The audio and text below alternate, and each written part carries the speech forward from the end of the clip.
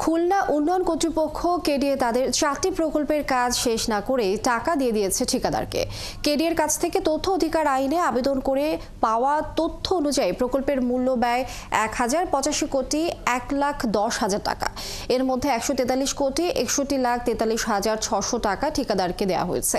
এ নিয়ে নাগরিক নেতাদের অভিযোগ, ঠিকাদার কেডিএ কর্মকর্তাদের পছন্দের ঠিকাদার হওয়ায় তাদের বিনিয়োগ নিরাপদ করা হয়েছে। তবে কেন কাজ শেষ হওয়ার আগে এভাবে টাকা দেয়া হলো, এ নিয়ে কথা বলতে চাননি কর্মকর্তারা। কনক রহমানের অনুসন্ধানী প্রতিবেদন। দীর্ঘ পরিকল্পনা ও নকশা প্রণয়নের পর গত বছর কেডিএ আন্তজেলা বাস টার্মিনালের নতুন টিকিট কাউন্টার নির্মাণ কাজ শুরু হয়। নির্মাণ পরিকল্পনা নিয়ে পরিবহন মালিক ও শ্রমিকদের মধ্যে অসন্তোষ ছিল প্রথম থেকেই। তথ্য অধিকার আইনে পাওয়া তথ্যে প্রকল্প পরিচালক মুর্তজা আল মামুন জানান, নতুন টিকিট কাউন্টার নির্মাণের 12 কোটি 90 লাখ টাকার মধ্যে ঠিকাদারি প্রতিষ্ঠান মেসার্স রাফিদ ট্রেডার্সকে দেওয়া হয়েছে 8 কোটি 90 লাখ টাকা, যা মোট ব্যয়ের 69%। 50% কাজ পিছনে সেটা হয়েছে, সামনের দিকে টোটালি বালু ফেলছে, কিন্তু বালুটা সমানও করা হয়নি। কাজ এখনো সম্পূর্ণ হলো না, কাজটা হ্যান্ডওভার দিতে পারলো না, কিন্তু ওনারা বিলটা উঠাই নিয়ে চলে গেছে। কেডিএ কর্তাদের সবচেয়ে পছন্দের ঠিকাদারি প্রতিষ্ঠান মিসার্স মাহবুব ব্রাদার্স নির্মাণ করছে কেডিএ বিপণী বিতান।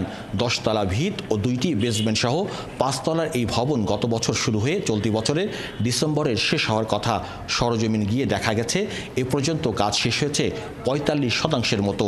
তথ্য অধিকার আইনে পাওয়া তথ্যে প্রকল্প পরিচালক জিএম মাসুদুর রহমান জানান, বিপণী বিতান নির্মাণে 96 কোটি 51 লাখ টাকার মধ্যে মাহবুব ব্রাদার্সকে ইতিমধ্যে দেওয়া হয়েছে 23 কোটি 98 লাখ 43,600 টাকা, যা মোট ব্যয়ের 25%। 3 লিংক রোডের প্রাথমিক বাজেট ছিল 350 কোটি টাকা, পরবর্তীতে ব্যয় বেড়ে দাঁড়ায় 721 কোটিতে। 2024-এর মার্চে শুরু হয়ে চলতি বছরে কাজ শেষ হওয়ার কথা থাকলে সরজমিন বলছে ভিন্ন কথা। মূলত ডেনকো লিমিটেড ও IHRSE জেভি প্রতিষ্ঠান দুটি ভিন্ন নামে 4টি ঠিকাদারি কাজ পায়। এই মোটা অঙ্কের প্রকল্পের প্রকল্প পরিচালকও মুর্তজা আল মামুন। তার দেওয়া তথ্য অনুযায়ী ডেনকো লিমিটেডকে 31 কোটি 73 লাখ এবং ডেনকো মীর আক্তার জেভিকে দেওয়া হয়েছে 8 কোটি টাকা।